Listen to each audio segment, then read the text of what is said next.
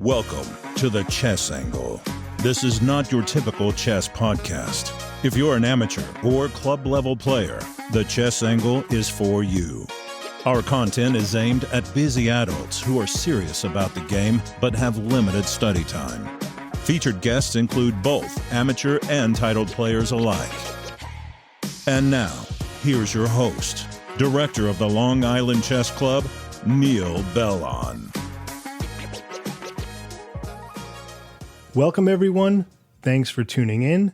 My guests this week are Candidate Master Jessica Hyatt, the highest-rated female African-American chess player, and her coach, National Master Tyrell Harriott, a return guest, and the director of the Kings of Queens Chess Club here in New York.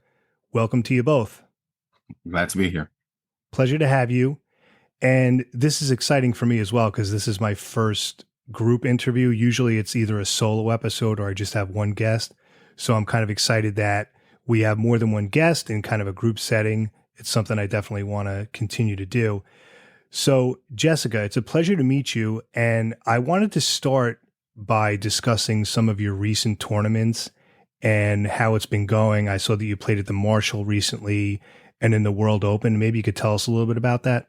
I went to World Open like 2 weeks ago and I got like 5.5 out of 9 in the under 2200 section. And it was a decent tournament. I didn't really play that many players higher than me, but I played 2, I lost to 1, and then the other one I beat. That person that I beat, I played them like a couple times, and it's like a even score currently. So after that tournament, I went up like 20 points, and then coming back from that tournament, I went to the Marshall immediately after because I wanted to, work on my reading a little bit. And at that tournament, I got 4 out of 4, tied for first place, and made it to 2019. Okay. Oh, that's great. And what about at the Marshall Chess Club? Because I saw you playing there a lot. You played in a couple of Game 25s. What's it like playing at the Marshall? Well, for me, I've been playing there since I was 9, and it's very familiar. And even though the players there are serious and a bit tough, it's like home. Yeah, no, that's like your stomping ground. That's where it's at. And if you're comfortable playing there, I mean, you'll definitely get to 2200 because I played there a few times when I was younger and I got crushed. I mean, it's like you said, the players there are really, really strong of all levels. Now, I saw recently you played in a Game 25. Do you like those quicker time controls? I know Tyrell does. And for those of you listening, Tyrell, again, was a previous guest. It was a great conversation about the benefits of speed chess. So if you want to check that out, that's in our catalog. But going back to you, Jessica, do you enjoy those Game 25s, like with the 5-second delay? Is that, I assume that's kind of fun for you. What do you think of playing those time controls as opposed to like a classical game? I mean, I like them both equally, but Game 25s, they are a bit quicker, and it's like, even though they're quick, they still count as standard rated games. And the quicker they are, it's like I get more games in and I'm able to learn more from strategies of my opponents. Okay. Now, are you changing? I mean, obviously you have to move quicker. It's Game 25, but other than that, are you changing any strategies or mindset? Like when you sit down to play Game 25, other than obviously having to watch the clock, are you changing like openings? Are you changing your mindset? Are you trying to be more tactical, or do you play the same way you would in a classical game, but just quicker? I play the same way, but in Game 25, since it's quicker, I try to get positions where it's like quickly winning or like strategical where you have to think a lot, because that means that your opponent's time would get lower and stuff happens. So you like to get a position where you're making a move that's really forcing your opponent to think. Is that right? Yeah. Okay. Rather than going for, so you're not really going for some sort of like trappy mate right away, but you kind of want to throw them off their game, basically. That type of thing? Yeah. Okay. All right. Very nice. Now, currently you are entering, we're recording this in July in summertime, so you're going to be entering your senior year at the Success Academy. So can you describe what it's like going there and I guess the chess team and the chess program? What's it like attending that school? Yeah, there is a chess team. It's basically people that I've been playing with since elementary school and middle school. And the curriculum there it's good, but it's very hard and it's challenging. Right. When you say the curriculum, you mean the general, like English, math, the main academic subjects. Yeah. What's the chess curriculum like there? There's not really a chess curriculum. It's like synchronous, like you just show up to tournaments. But in middle school and elementary school, there was a curriculum. Right. This is more just kind of playing in events type of thing. Yeah. Okay. Now, you won the Daniel Feinberg Success in Chess Award, which is a $40,000 college scholarship. So congratulations on that. Yeah. Can you tell me a little bit about how that went down and, what it was like to win that award? I actually qualified for that award in middle school in the 8th grade. And to win that award, you have to be over 1800. And I passed that in the beginning of 8th grade. So going into freshman year, they told me that I was going to win the award. And since quarantine happened, I didn't get that award until sophomore year. So you are approaching your senior year. What are your thoughts about college and, where you want to go? What are your aspirations as far as once you graduate? Well, my dream college is MIT, and I would like to attend there and maybe major in something in the STEM field like biotech or data science, computer science. That's awesome. I think that's great. And I wish you the best of luck getting in. Now, I also saw something that you want to teach chess in the community. When you get older, tell me about that a little bit. Yeah, I actually started teaching at parks, and I used to teach at a school last year, an after-school program for kids in K-12, and I would give them lessons and play and teach them openings and sort of make videos. Very cool. I saw something online. It's a quote that you said, which I think is fascinating. I think it shows that you're mature beyond your years. You said the biggest opponent is yourself. So I was wondering if you could expand on that a little bit and how you incorporate that into your own mindset. I got that quote from my mom, and well, I don't know what she meant by it, but if I were to put it in my own words, it's like you could do anything that you want or aspire to be. But in order to do it, you have to overcome your emotions and the tasks that you have to do within yourself. Great. All right. Very well said. So Tyrell, let's turn to you. Okay. Tyrell, for those of you listening again, is Jessica's coach. Maybe you could tell us a little bit how you discovered Jessica and how you discovered her talent, and maybe a little sneak preview of what your coaching sessions look like.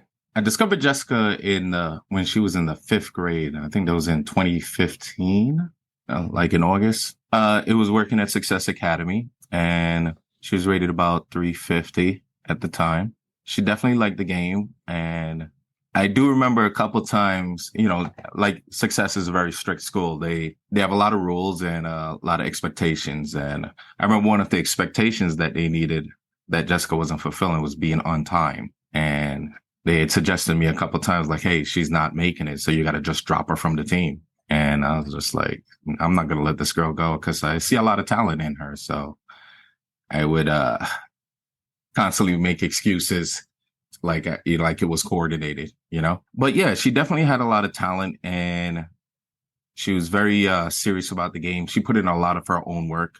So it's not so much me, it's just that I was just also, I guess, there, to help nurture her along the way. I do remember like the other kids, because she would win so much, they would sometimes like to see her lose, to like the whole class is rooting against her. And, it was one moment where she did lose and they were celebrating and she was kind of crying. And I went over to her and whispered, I'm like, what are you crying about? Don't you see how happy they are?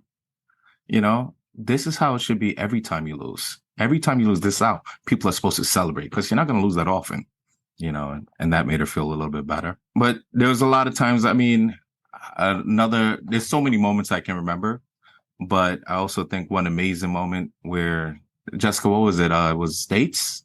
It was the States Championship, and she played in the under 1800. She's in the middle school at the time, and she played in the under 1800 in the high school section, and she achieved the perfect score there. So that was pretty awesome as well, so that was pretty great. There was also, she beat 2 grandmasters in 1 year, which was just last year, matter of fact. I was there for when she played Michael Rohde, grandmaster, and she beat him. So to me, this was pretty awesome because it's one thing for me when I beat my first grandmaster, I remember how exhilarating it was, Then it was another thing to actually beat it when your student beats a grandmaster for the first time. That's way cool. And then I ended up getting paired with him that same night. So I was like, hey, what did you play? So she went back there, prepped me. And then I ended up beating him a second time out of like 20 games. So that was like one of the most amazing times for me. So, that was pretty cool. So the student became the coach, And then there was another moment where there was a gala for, a genius gala. That's what it was, where I didn't get to attend. I think it was doing something, but Jessica was also being awarded for, her achievements in chess. And she was playing Mishra, who's the world's youngest grandmaster.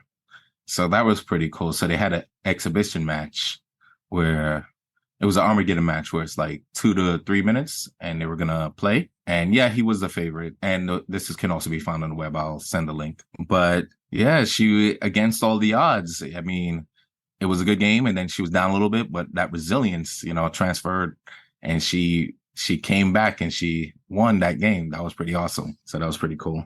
But yeah, a lot of achievements that she's doing, and she's still pushing through at it, against all these, I could guess, it's not easy.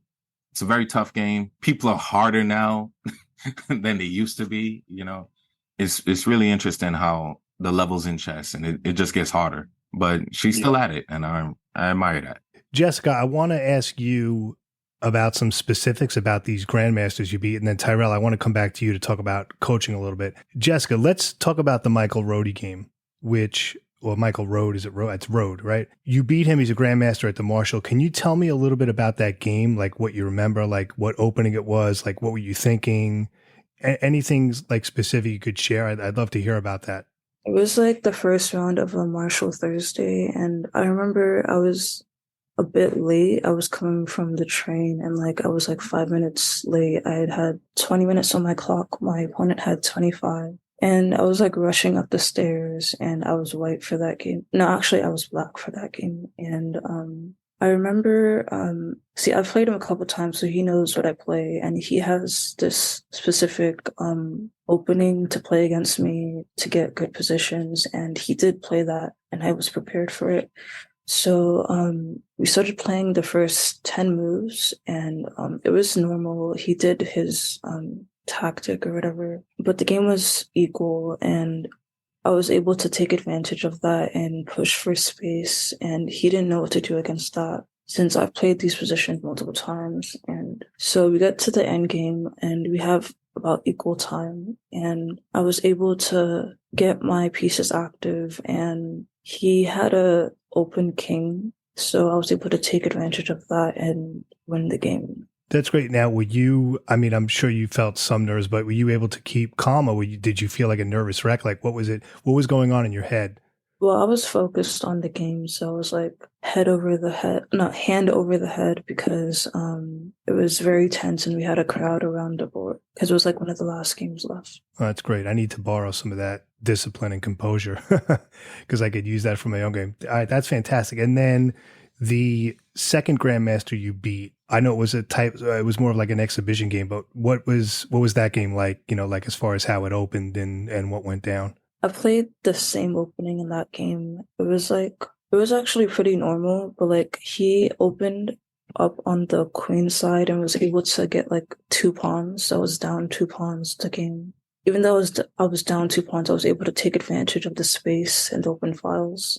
And I was able to create tactics to win the game under time pressure.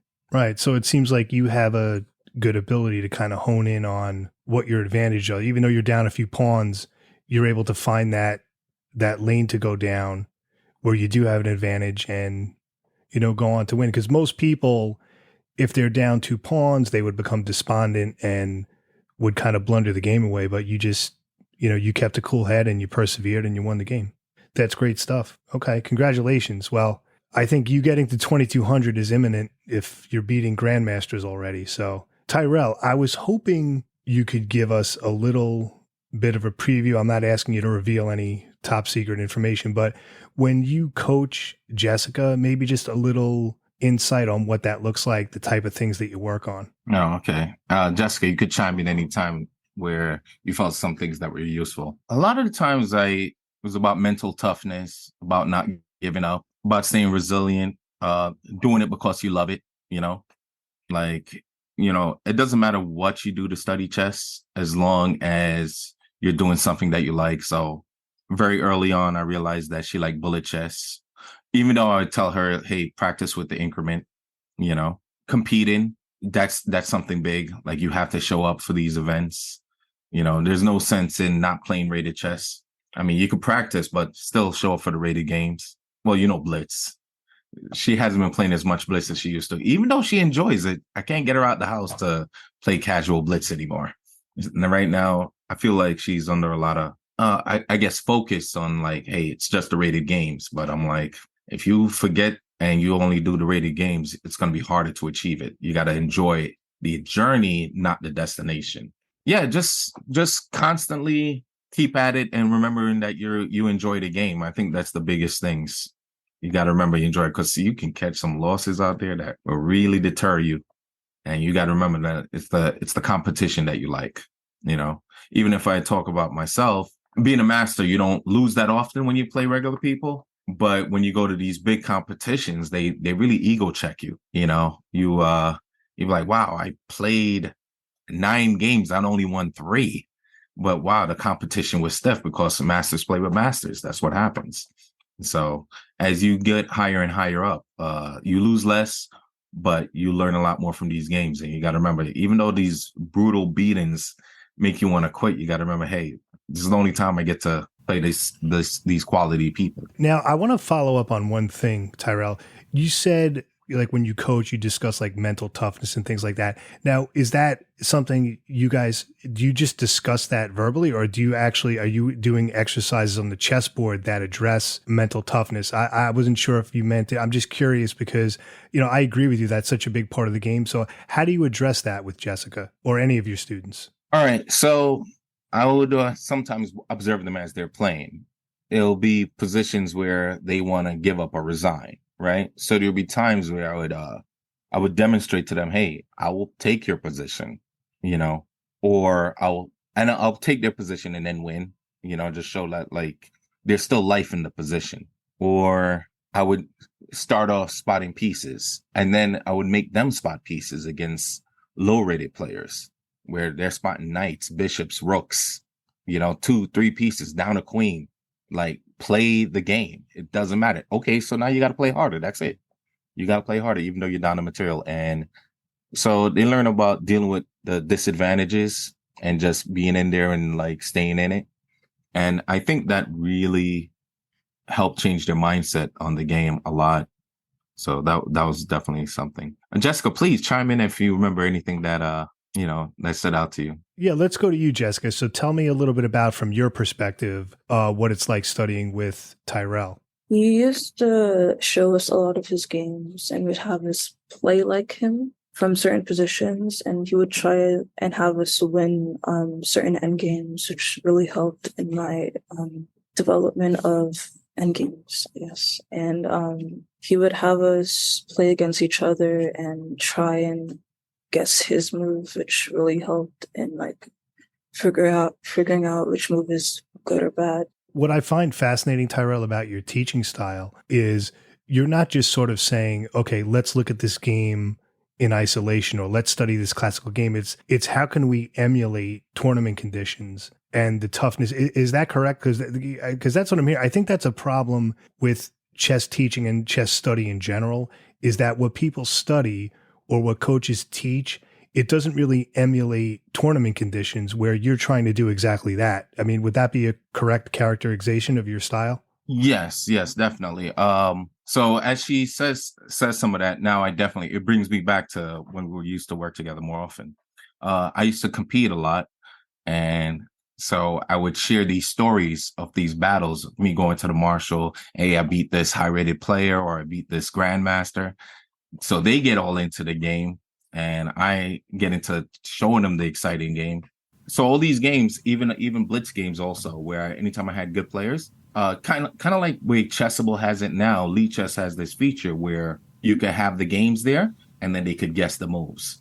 And that was a really great way of them learning these ideas and particular squares to put your pieces on and these attacks. So Jessica also, she used to be serious about studying. So she would definitely review the games and go over them a lot.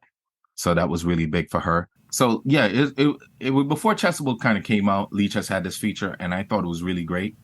Yeah, that's definitely one of the other big things that she used to do. But yeah, she did a lot of self-study as well, and she did her tactics. She did a lot of tactics. She really took pride in being the best in the class. I should mention one other person.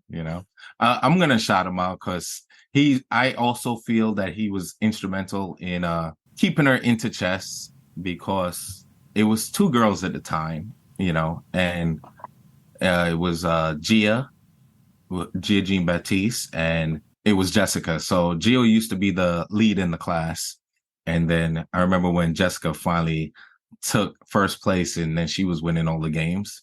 But then girls, I'm just going to say it could be anyone, but they were kind of like pulling away as if they were getting bored with chess a little bit, because there was no one there to really push them. And then Muhammadu Tal came in. And when he came in the 5th grade, he was just like, yo, I'm going to be the best. I'm going to be the best. And that would irritate them, but they didn't care so much until he actually got past them in rating. And, I was trying to pull Jessica in to come to tournaments and such, but she wasn't coming. But he irritated her so much that after he broke 1,700 and passed her in rating. Oh my God. This girl really took it to heart. And then she completely blew past him by 200 points. It was crazy. Yeah. All right. There you go. And another thing, just to give him a shout out as well. He's also is winning this Dan Feinberg Scholarship Award this year too. So that's pretty good. And they're still good friends too. So that's another big thing. They keep pushing each other. Very nice. Now, I enjoyed watching a Twitch stream of both of you playing, and I'll link it up. It was kind of cool. And in fact, there was one, it was a very interesting bishop and pawn ending. I think it was the same colored bishop and pawn ending. As part of your training, do you do that a lot where you guys just kind of spar, like you play like training games rather than just study specific positions? Is that a big part of it? Yeah, definitely. I would play them, and I would, I'm going to say the word terrorize, where I taunt them and I laugh, intimidate them. I try to intimidate them because I'm like, I'm their coach. And if they could not see me as someone to be afraid of, or I try to be intimidating. So psychologically, they won't beat themselves. So if they could get past me, then there should be no opponent out there that could really mess with their head over the chessboard. And I remember this is when I began to notice, like, okay, this girl really, really, really has that real potential. We were playing blitz because we normally have the weekly blitz, and we were playing, and she ended up beating me. But I was on the phone at the time. You know what I mean? I'm like, all right. All right, come on now. Excuses, Tyrell. Come on. The whole class. When I was losing, by the way. And all right, I lost. I was like, all right, but I was on the phone. All right. So the following week, she has me in a compromising position, and everyone in the class is gathered around to watch. And she's like, you're not on your phone this time, as she's beating me. That's a great story. Yeah. So, and I was like, all right, I'm on the Jessica train. There you go. All right. So Jessica, let's go back to you. At 15, if I have this correct, you were rated about 1950, which of course is extremely impressive. So I want you to take me back to the beginning a little bit. How old were you when you first started playing? And, I saw something that you were playing like 5 to 7 hours a day. So can you kind of take me back to the beginning, Jessica, like when you first started playing and how things progressed? When I was like 3 or 4 years old, I would play chess on my mom's computer for fun. Like I didn't know what I was doing. I was just playing against the computer. And then when I went to Success Academy in first grade, they had chess as an elective and it was like required. So we would play it every day for all of elementary school. And in third grade, they started the chess club and I joined it. And we had different coaches. And then in middle school, that's when Mr. Harriott became my coach. And he would take me to tournaments and basically teach me how to play the game with the openings and tactics. And then my rating progress throughout elementary and middle school, I was rated severely low. I was like 300 or like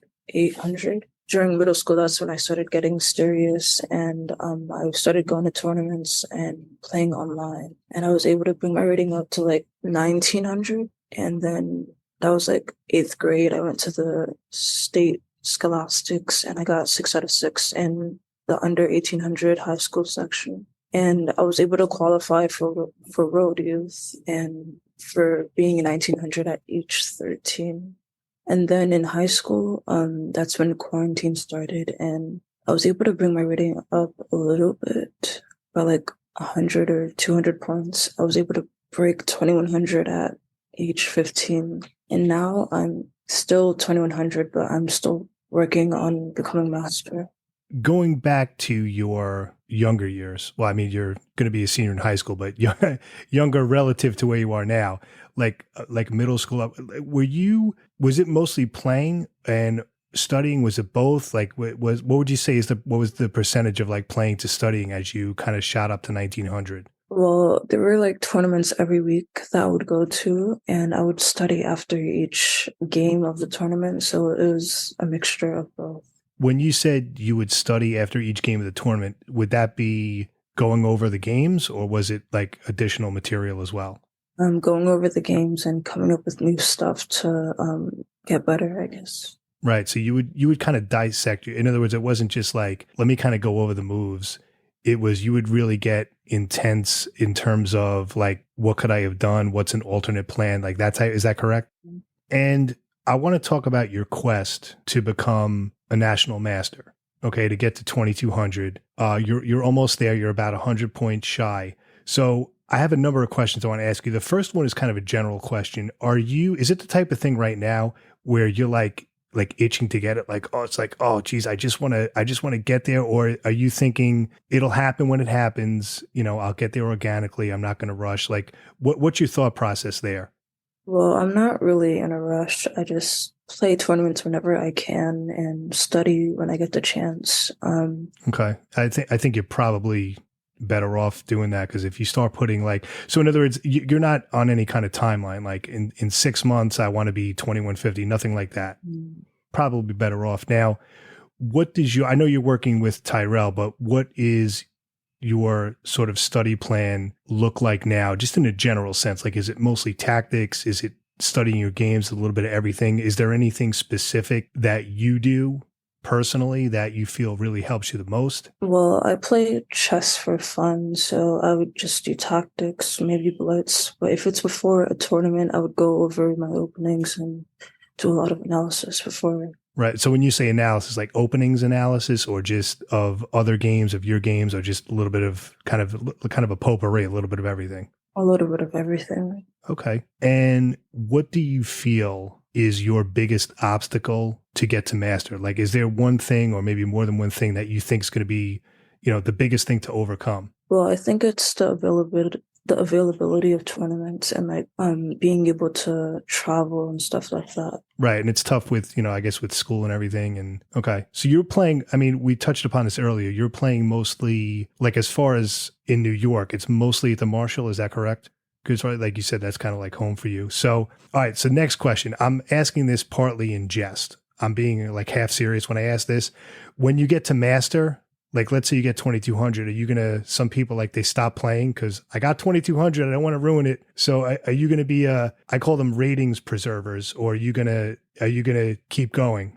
I'm partly joking around when I ask you that, Jessica, but I'm curious, like once you get to 2200, what's going to be the thought process? Like, are you just going to enjoy that? Are you going to think, all right, maybe now FM or IM? Have you thought that far ahead? Yeah, I actually want to get FIDE titles like WGM or maybe even GM. So I would definitely keep playing. That's awesome. That's awesome. And you're well on your way to get there. So Tyrell, I'll go back to you. I don't know if there's anything you wanted to add to Jessica's quest to get to master. If you want to get the last word in. I definitely would like her to come out more and not just focus on only the rated games. Casual blitz chess is why you said you enjoyed it. I know when she went to World Open, she definitely commented and said what she really enjoyed was playing the blitz at World Open, you know? I even remember, sometimes she would get down if she didn't get the performance that she wanted, and I just remember her playing blitz at the last session with Muhammadu. They were acting so silly. I think they just enjoyed banging the clock, honestly. But I think that just changed her spirits, even though she didn't get the results. So a lot of times it's not about the results. Just remember you play this game because you enjoy it. And I think that was the biggest thing. She really had a great time. And you want her playing, obviously, as much as possible. Play. Just because you enjoy it. Yeah, just keep playing because you enjoy it. That's the important thing. Not the destination, it's the journey. Absolutely. All right, so I think I'm going to end it there. So Tyrell and Jessica, it was a pleasure having you on. Really enjoyed the conversation. Jessica, it looks like you're on your way. You've got a great spirit, a great attitude. We wish you the best of luck. I would love for you to come back on once you get to 2200 and you can tell us about that. So Tyrell and Jessica, thank you so much for joining me today. I really appreciate it. Thank you, Neil. Hope you win your next game. Have a great day, everybody.